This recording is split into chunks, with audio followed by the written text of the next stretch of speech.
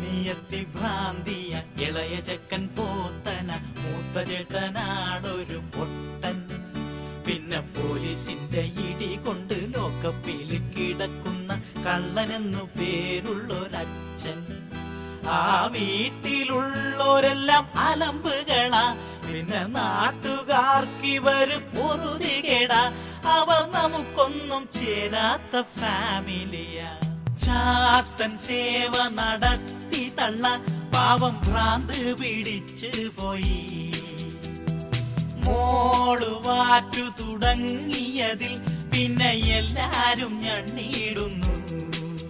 ഒരുത്തൻ മന്ത്രവാദി, ഒരുത്തൻ പോക്കറ്റടി, അച്ഛൻ തുണയാകുന്നു, ചേച്ചി തണലേകുന്നു എന്നും പിടിച്ചു പറയും തൊഴിലാ.